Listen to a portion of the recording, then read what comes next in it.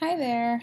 So my name's Megan, and I'm going to be talking about my Orbera gastric balloon, I guess journey or whatever you want to call it, over the next 6 months.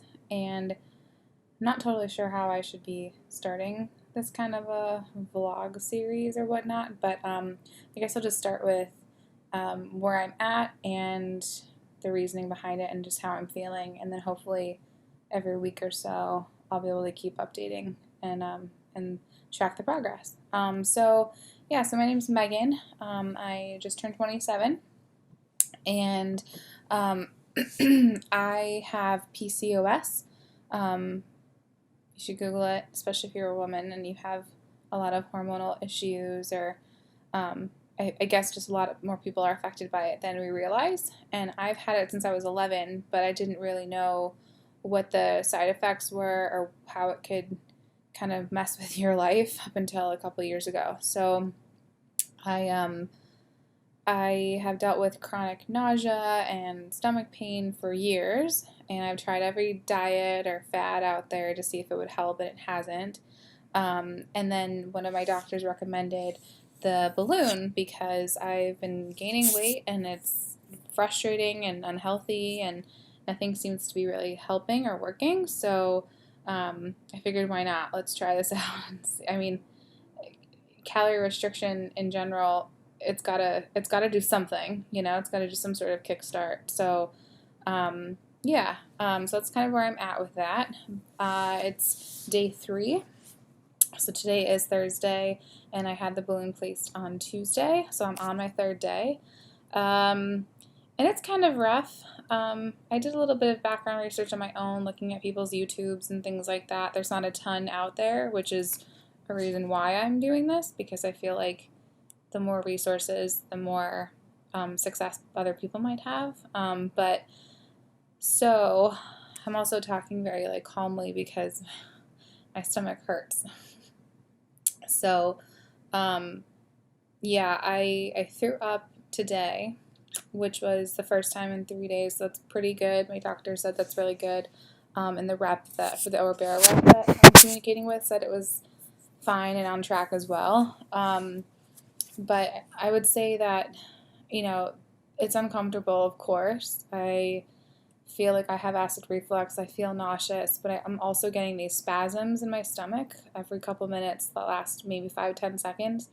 And that's what's hard. So, just trying to breathe through them, and I'm not getting a lot of sleep because I'll relax and then I'll have a spasm, and that kind of stinks. But overall, I think it's manageable. I took a couple days off of work for this because, I had no idea how I would feel, and definitely don't feel like being around other people or, suffering in public, especially because I'm not really telling anybody in my life about this or that I'm doing it.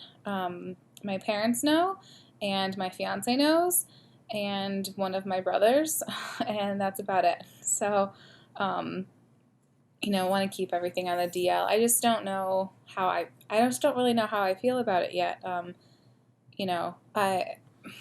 It's no one's business, and I don't really care what people think. I just don't like drama, and I just don't like my name in other people's mouths. So, the less people know about my personal life, the better for me anyways. But yeah, so the pain kind of sucks. There's just, no getting around it really. I'll try to lay on my left side. I'll try to massage my stomach down a little bit.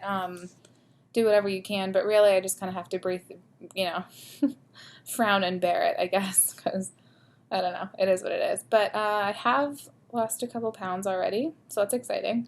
It's good to see that, and I'm sure it's all the fluids that have been flushed out, but it still counts, and it's still helpful with motivation, because I guess a lot of people quit within this first week because it's a little unbearable. So the fact that maybe I have dealt with nausea and stomach pain over the last, 8 years or so, I think it helps me out because I know I can handle it.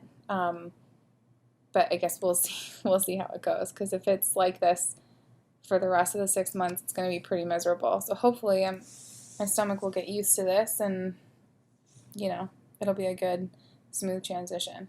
Trying to think of what else there really is to say. I've gotten fluids every single day. I went back to my clinic and to my doctor, and I'm working really closely with the head nurse there. So we text all the time and, give her updates, and they'll give me some extra anti-nausea medicine or Pepcid or whatnot in my IVs. So that's good. The only negative side there is I get bruises from the IV, from the lines that they put in, but otherwise, I just know it's a good thing. It doesn't make me feel like, oh, now I feel like $1,000,000, but I know that, I know that it can only be helpful to be getting extra fluids in, especially because they really can't have anything. And I really haven't had anything in a couple days. So that's one thing. The first day, they didn't want me to have anything until like 8 p.m. or something, and my surgery or my procedure was at like 7 in the morning. So